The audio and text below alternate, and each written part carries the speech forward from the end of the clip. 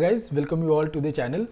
जब आप किसी एडवोकेट के पास जाते हैं तो एडवोकेट बोलता है सबसे पहले आपको वकालतनामा पे साइन करना होगा so that I can further proceed with your case. तो आज जानेंगे वकालतनामा क्या होता है और ये क्यों रिक्वायर्ड होता है, इसका क्या प्रोसेस है। तो चलिए स्टार्ट करते हैं। किसी भी केस को रिप्रेजेंट करने के लिए आपको एडवोकेट हायर करना पड़ता है, एडवोकेट अपॉइंट करना पड़ता है। तो उसमें एक डॉक्यूमेंट सबसे पहले साइन करना पड़ता है so that you can hire your advocate for your case. तो ये वकालतनामा बेसिकली एक तरह का डॉक्यूमेंट होता है जो अथॉरिटी देता है लॉयर को, एडवोकेट को, आपको रिप्रेजेंट करने के लिए, आपके केस को रिप्रेजेंट करने के लिए कोर्ट में। तो basically it's a kind of authority letter होता है। और यही कारण है कि अगर बहुत सारे लोग सोचते हैं कि किसी भी एडवोकेट को मैं खड़ा कर दूंगा मेरे केस लड़ने के लिए, वो लड़ सकता है, बट ऐसा नहीं है। इसके लिए सबसे पहले आपको वकालतनामा साइन करना पड़ेगा और अथॉरिटी देना पड़ेगा किसी पर्टिकुलर लॉयर को जिसको आप अपॉइंट करना चाहते हैं सो दैट वो आपके केस को रिप्रेजेंट कर सके। वही आपके केस को कोर्ट में रिप्रेजेंट करेगा, वही फाइल कर सकता है। ऐसे कोई भी जाके आपके केस को रिप्रेजेंट नहीं कर सकता, क्योंकि इसके बेसिक कुछ रूल्स होते हैं, प्रोसीजर होते हैं जो कोर्ट में फॉलो करना पड़ता है सब लॉयर्स को। इसके अलावा कोई भी दूसरा लॉयर आपके केस को रिप्रेजेंट नहीं करेगा।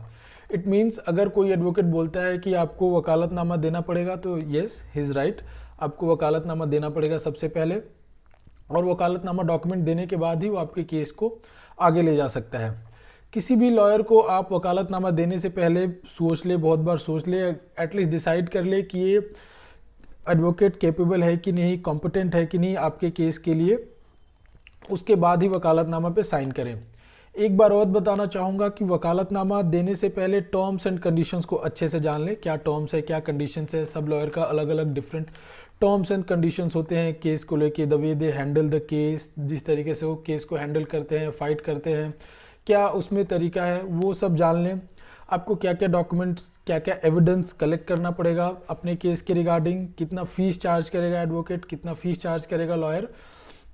उसके बाद नेक्स्ट आता है कि हिज वर्किंग स्टाइल कैसे काम करेगा, वो कैसे आपको कम्युनिकेट करेगा। ये सारे बेसिक टर्म्स एंड कंडीशंस है जिसको पहले कंफर्म कर लेना चाहिए। उसके बाद ही आपको वकालतनामा पे साइन करना चाहिए। और बेसिकली इसके लिए इतना सोचना की ज़रूरत है क्योंकि आप बार बार अपने एडवोकेट को चेंज नहीं कर सकते हो। आपने अगर एक बार कर दिया तो वो काफ़ी लंबे समय के लिए हो जाता है, क्योंकि बार बार अगर आप चेंज करते हैं तो आपके केस को ही हार्म कर सकता है, आपके केस को ख़राब कर सकता है, नुकसान कर सकता है। तो चलिए, ये मैंने बताया आपको वकालतनामा के बारे में। अब ये जानते हैं कि इसकी रिक्वायरमेंट क्या है। तो इसका रिक्वायरमेंट होता है क्योंकि कोर्ट के भी कुछ रूल्स रेगुलेशंस होते हैं। इन्हीं रूल्स और रेगुलेशन को फॉलो करते हुए सबसे पहले बात ये होती है कि कोर्ट में रिप्रेजेंट कौन करेगा। तो रिप्रेजेंट करने के लिए एडवोकेट होता है। एडवोकेट जब आपको रिप्रेजेंट करेगा तो एडवोकेट को अथॉरिटी है कि नहीं ये कोर्ट देखता है। कोर्ट इसलिए देखता है क्योंकि कोई भी थर्ड पार्टी आके सपोज उसको रिप्रेजेंट करना है तो नहीं रिप्रेजेंट कर सकता, कोई भी दूसरे एडवोकेट आके तुरंत रिप्रेजेंट नहीं कर सकता।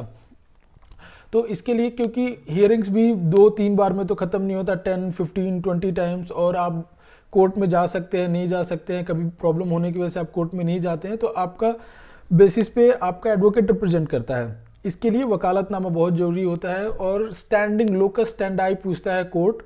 तो जब वकालतनामा अगर किसी लॉयर के पास है आपके बिहाफ पे, तो लोकस स्टैंडाई उसका हो जाता है कोर्ट में। तो इसके लिए सबसे पहले कोर्ट में लॉयर भी नहीं जा सकता अगर उसके पास वकालतनामा नहीं है, तो आपके केस के बिहाफ पे, आपके बिहाफ पे वो फाइट नहीं कर सकता। जो भी लॉयर है उसका वकालतनामा लेने के बाद में ही कोर्ट उसको परमिशन देता है अपीयर होने के लिए कोर्ट में। एक तरह से ये फिजिकल डॉक्यूमेंट होता है जो बताता है कि क्लाइंट ने पर्टिकुलर एडवोकेट को केस दिया है, वो केस में रिप्रेजेंट कर सकता है वो क्लाइंट को, और जो भी उसके हियरिंग्स है, प्रोसीडिंग्स हैं, उसमें वो आ सकता है और उसके बेसिस पे फाइट कर सकता है। बहुत लोग पावर ऑफ अटर्नी और वकालतनामा के बारे में डिफरेंस नहीं जानते, वो सेम समझते हैं। तो पावर ऑफ अटर्नी के बारे में मैंने पहले डिस्कस किया हुआ है, तो उसका लिंक डिस्क्रिप्शन बॉक्स में मैं दे दूंगा। सो वकालतनामा बेसिकली एक लाइन में समझे तो एक अथॉरिटी लेटर होता है जो एडवोकेट को अपॉइंट करते टाइम साइन करके देना पड़ता है सो दैट वो आपके केस को रिप्रेजेंट कर सके, कोर्ट में फाइट कर सके और आपके बिहाफ पे जो भी डिसीजन है केस से रिलेटेड वो ले सके। सो गाइस, आज की वीडियो में हमने जाना कि वकालतनामा क्या होता है।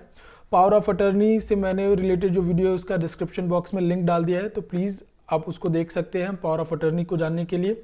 अगर आपको इस वीडियो से रिलेटेड कोई भी डाउट हो तो आप कमेंट बॉक्स में पूछ सकते हैं। वीडियो को प्लीज़ लाइक और शेयर करना ना भूलें and please subscribe the channel. Thank you.